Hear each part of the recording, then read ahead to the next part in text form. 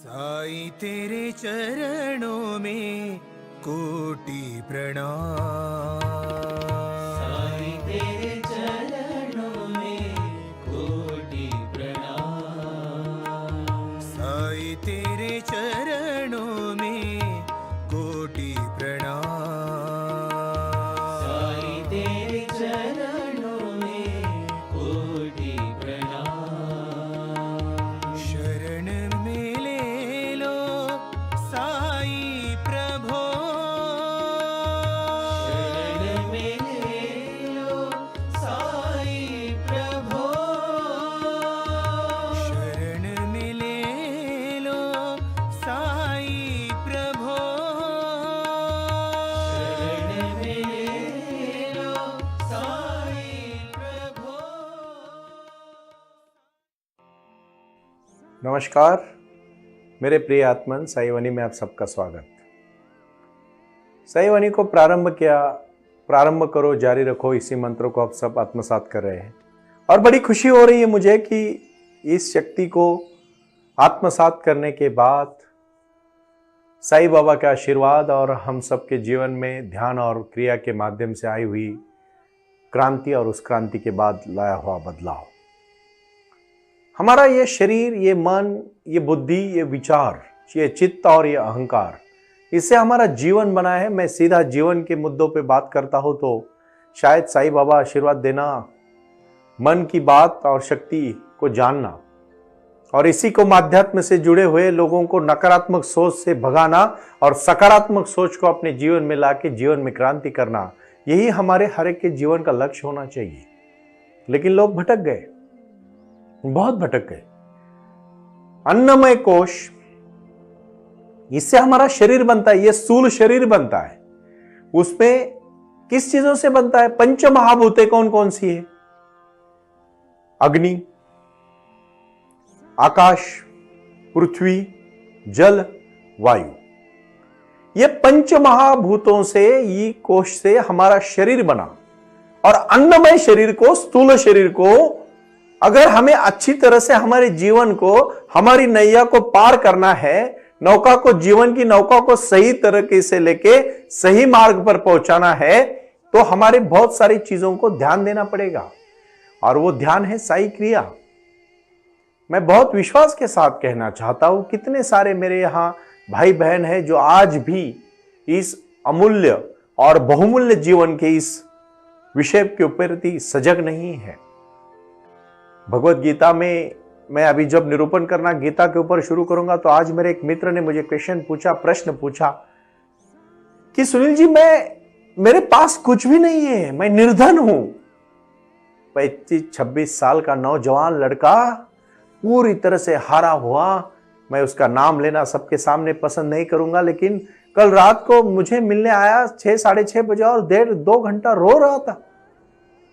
उसकी आंखें देखी मैंने, उसमें शून्यता थी, कुछ भी जीवन के प्रति उसका लक्ष्य नहीं था और पूरा थका हारा मांझा रो रहा था।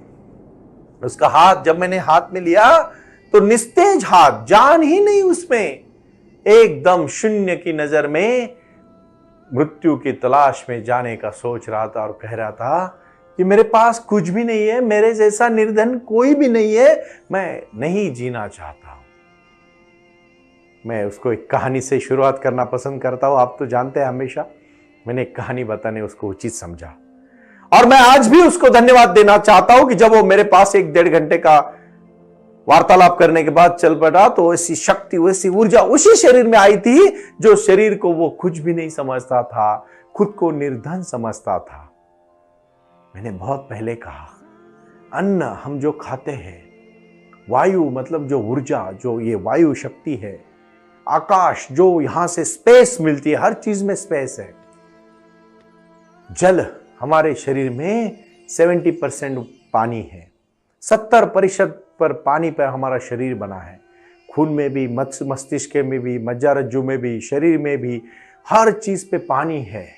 अग्नि, पेट, जब सूरज उगता है तो हमारे शरीर में ऊर्जा प्रसन्न होती है, वही ऊर्जा हमें अग्नि की तौर लेके जाती है। ये तो हमने देखा। लेकिन ये सब कुछ होने के बावजूद भी कोई कुछ बहुत ऊर्जावान होता है और कोई बिल्कुल निस्तेज होता है, क्यों? इस प्रश्न को आप सब तरह से गौर करो। क्यों? एक ही क्लास में 50 बच्चे होते हैं, गुरुजी सबको समान सिखाते हैं, फिर भी 20 बच्चे बहुत अच्छे मार्क्स लाते हैं और 30 बच्चे सब कुछ होते हुए भी क्यों नहीं लाते?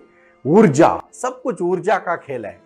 और ऊर्जा प्राण ऊर्जा से आती है, साई क्रिया से आती है, और साई क्रिया से साई ध्यान लग जाता है। जिस दिन साई क्रिया साई ध्यान एक हो गया, जीवन सुधर गया, जीवन बदल गया। और वही तो मेरा लक्ष्य है।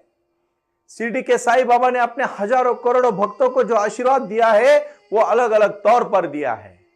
बाबा का अलग अलग रूप है, और मैं आज आशीर्वाद के तौर पर आपकी समस्याओं को तो मैं जरूर हल करूंगा, लेकिन उसके पहले मैं आपको एक चीज सिखाना चाहता हूं, और वो है आत्मा का द्वार। अपनी आंखें, अपना जीवन, अपनी शक्ति, अपनी क्रांति, अपना विचार और अपना लक्ष्य, इसको बोलते हैं जीवन का लक्ष्य। और जीवन का लक्ष्य है अच्छी तरह से जीना और जीवन में क्रांति करना। क्रांति कैसे होगी?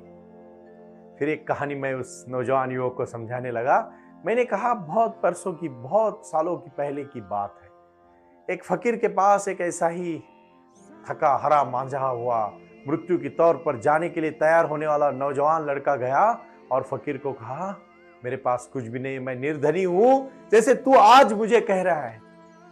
उस समय फकीर ने कहा, कोई बात नहीं बेटा, तुझे मरना ही है तो कोई बात नहीं, तू तय कर ले तुझे जो करना है, लेकिन मेरे साथ चल। मैं एक ऐसी जगह, एक राजा को जानता हूं जो तेरे पास जो बहुमूल्य चीज है, अमूल्य चीज है, उसको खरीद के तुझे बहुत पैसे देगा।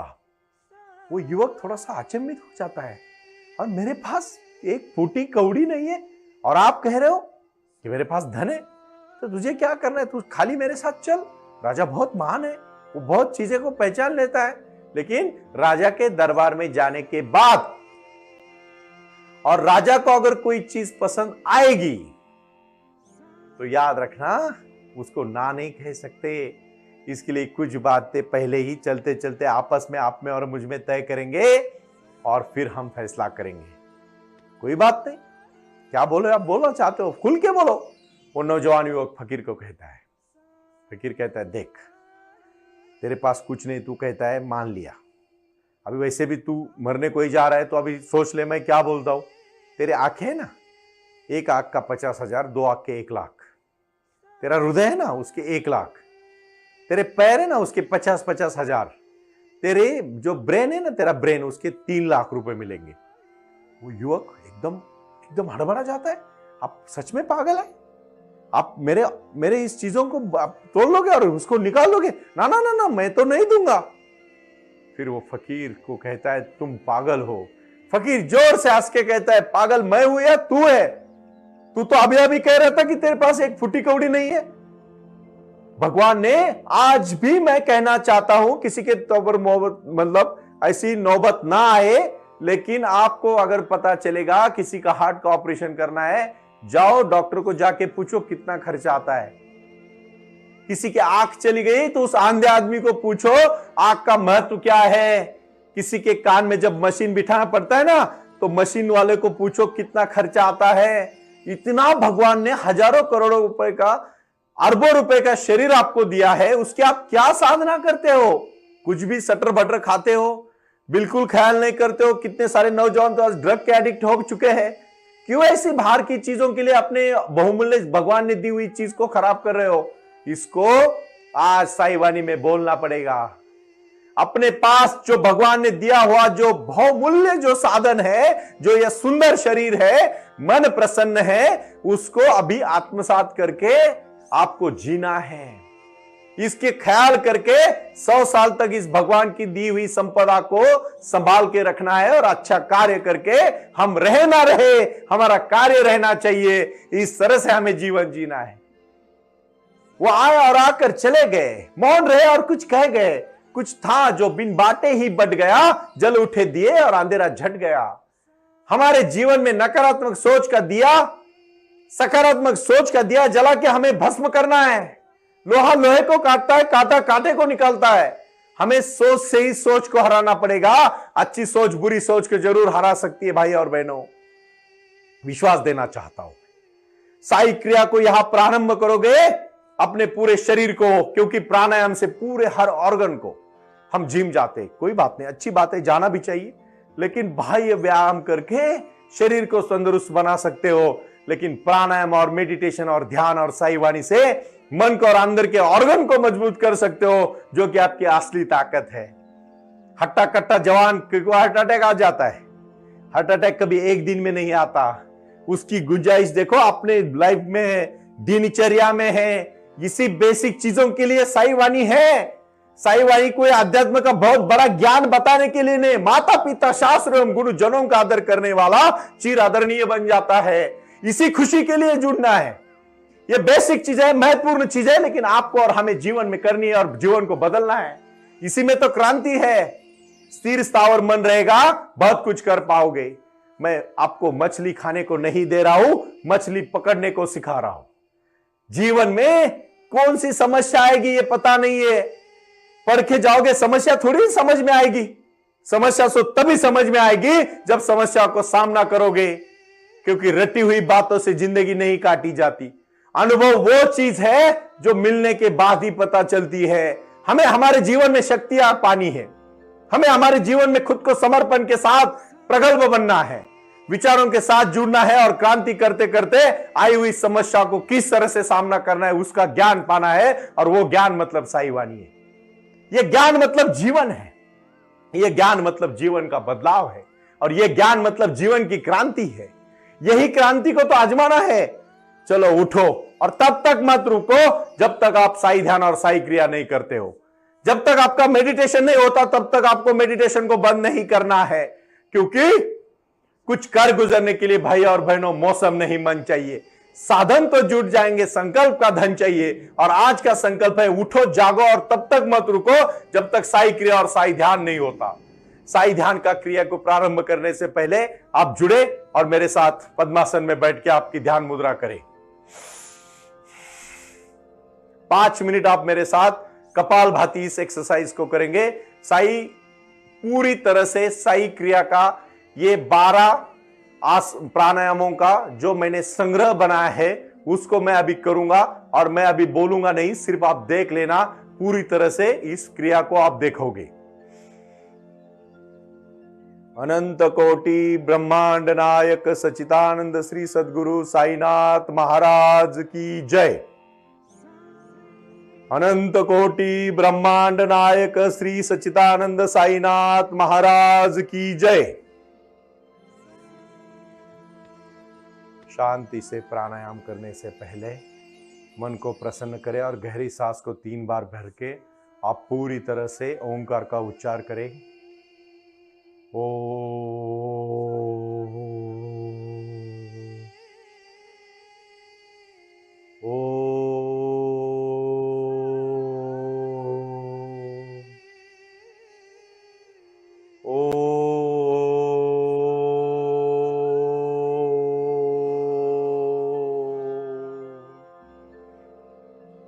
अभी आप पहली क्रिया को प्राणायाम प्रारंभ करोगे, और वो क्रिया है सांस को बाहर फेंकना।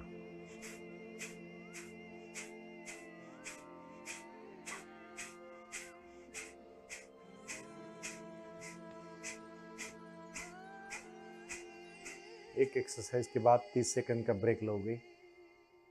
ये एक्सरसाइज आप 3 बार करोगे, ये अभ्यास करोगे। करत करत अभ्यास आप परिपूर्ण हो जाओगे। उसके बाद आपको शांति से करना है सिर्फ और सिर्फ एक ही क्रिया, और वो क्रिया है सिर्फ आपको दाहिने नाक से नाकपुड़ी से अंदर श्वास लेनी है और बाएं से छोड़ना है। 20 बार करने से आपकी शरीर की पूरी तरह से नेगेटिव ऊर्जा बाहर चली जाएगी और पूरी पॉजिटिव और सकारात्मक ऊर्जा आपके ऑर्गन में भर जाएगी। ये ऊर्जा पूरे दिन भर 24 घंटा आपको पूरी शक्ति देगी, क्योंकि मैं हमेशा कहता हूँ सुबह का 1 घंटा आपको 23 घंटे की ऊर्जा देगा। और एक एक दिन ही हम जीते हैं, क्योंकि कल का पता नहीं, पीछे का जो हुआ उसका कोई लेन देन नहीं। जो आज जी रहे हैं वही जिंदगी अच्छी है, और जो आज अच्छा बनाता है उसका कल और भी अच्छा हो जाता है। और इसी को क्रिया को करते समय बहुत ही खुशी मिलती है। मेरे हर साई वाणी के लोगों को मैं अभी उनके शरीर पे, मतलब जब वो शर्ट या कोई भी ब्लेजर हो या कोई भी अपने काम का ड्रेस पहनते हैं, उसके लेफ्ट साइड पे जो उनका पॉकेट होता है उसमें साई वाणी का नाम रखा हुआ प्रारंभ करो और जारी रखो का हम एक बैच देने वाले हैं। वो सब सेंटर्स आपको दे देंगे, लेकिन वही बैच आपको दिन भर साईं बाबा की ऊर्जा और साईं बाबा की शक्ति आपसे जुड़ी रहेगी। इसी को कहते हैं प्रारंभ करो और जारी रखो। प्रारंभ करो और जारी रखो, यही साईं वाणी का गुरु मंत्र है। तीसरा और सबसे महत्वपूर्ण एक्शन है जिसको हमें बहुत ही अच्छी तरह से करना है। पूरी तरह से अंदर से श्वास भरनी है, एकदम अपने जनन इंद्रिय से लेके मूलाधार चक्र से लेके एकदम जकड़ के पैक करके अंदर से सांस भरनी है और पूरी तरह से बाहर फेंक के आपके हनूटी को यहां गले को लगा के बंद करना है और मूलाधार चक्र का मूल बंद बांध के ये पूरी शक्ति को बाहर श्वास को फेंकना है और पूरा पेट खाली करना है। देखो मैं आपको फिर से कहूंगा, हमारे यहाँ खेती करने वाले किसान होते हैं ना, उसमें 7 महीना उसकी खेती में बहुत बड़ी फसल होती है, लेकिन 4 महीना खेती को है ना वो पूरी तरह से सुखा देते हैं, उसको हल चलाते हैं और फिर सूखने के बाद है ना उसका तन निकल जाता है और खेती में एक प्रकार की जान आ जाती है। हमारे शरीर में हमें उपवास करना चाहिए, हफ्ते में 1 दिन पक्का उपवास करना चाहिए। इसके लिए नहीं कि कोई कर्मकांड या देह धर्म के लिए, उपवास इसलिए करना चाहिए कि हर शरीर को हमारे विश्रांति की जरूरत होती है। हर बार उसमें ठूस ठूस के ज्यादा खाना भरोगे, मैं तो कभी कभी मजाक में भी कहता हूं, हिंदुस्तान में ज्यादा कम खाने से मतलब देखिए भूखे रहने से लोग कम मरते हैं, लेकिन ज्यादा खाने से लोग ज्यादा मर रहे, क्योंकि डायबिटीज का क्या है, क्या अर्थ है, शरीर चाहता है इतना, आप खाते हो इतना, अपने पेट का कितना भी बड़ा बाहर से रहने दो। हालांकि मेरा भी वेट बड़ा है, बट अभी मैं कम कर रहा हूं क्योंकि मैं किसी अलग रोल के लिए, मैंने कुछ भूमिका के लिए मैंने वेट बढ़ाया था, लेकिन मैं वेट को अभी कम कर रहा हूं। लेकिन अपने पेट का आकार इतना ही है, अपने हाथों जैसा, इतना ही खाना चाहिए वैसे। इसीलिए जैन मुनि को आप देखो, इतना लेते हैं उतना ही खाते हैं, हम इतना ठूस ठूस के भरते हैं, जरूरत ही नहीं है। खाना सबसे महत्वपूर्ण है, हम क्या खा रहे हैं। भाई और बहनों, आज ये साईं वाणी आपके दैनंदिन जीवन से जीने की कला सिखा रही है। साईं वाणी ये कोई भगवत गीता में कृष्ण भगवान ने अर्जुन को क्या ज्ञान दिया और हमें क्या, अरे भगवान कृष्ण हर दिन हमारी जिंदगी में है, सुबह से लेकर रात तक की रोजमर्रा की जिंदगी में जो सिखाया है भगवान ने, वो हमें आत्मसात करने के लिए साईं वाणी है। प्रारंभ करना है और जारी रखना है, जीवन में बदलाव लाना है, इसलिए बहुत ही महत्वपूर्ण है। इस प्राणायाम की शक्ति को आत्मसात करोगे, साई ध्यान ऑटोमेटिकली हो जाएगा। पर पहले साई क्रिया को करना है, इसका बहुत ही आगे का महत्वपूर्ण पड़ाव है। चौथी और बहुत महत्वपूर्ण क्रिया है, सिर्फ और सिर्फ सांस को बाहर जैसे फेंका, अपने अंदर के ऑर्गन को पूरी तरह से मतलब गोल गोल घुमाना है। देन आपको चौथा सबसे महत्वपूर्ण करने की क्रिया वो है सिर्फ और सिर्फ उज्जयी प्राणायाम। हवा अपने गले को लग के ऊपर जानी चाहिए, आवाज आए तो चलेगा, क्योंकि ये सब स्वर यंत्र है। आपकी आवाज में स्पष्टता चाहिए ना आपको। देखो कुछ कुछ लोगों का कितना अच्छा आवाज होता है, रियाज करते हो, रियाज। हमें भी 5 मिनट हर दिन उज्जयी प्राणायाम करना है, कभी गला खराब नहीं होगा, कभी आपको खांसी नहीं आएगी, मैं लिख के देता हूं, कभी खांसी नहीं आएगी। ये उज्जयी प्राणायाम, और आगे के इसमें मैं आगे का सिखाऊंगा, लेकिन उज्जयी प्राणायाम से पहले मैं समय के पाबंदी से आज इतना ही कहना चाहता हूं। हर एक चीज को मैं विस्तार से सिखाना चाहता हूं। अभी बोलना कम होगा, क्रियाएं ज्यादा होगी, क्योंकि ध्यान तभी लगेगा जब क्रिया करोगे। इसलिए प्रारंभ करो और जारी रखो। ओम साई राम, प्रणाम।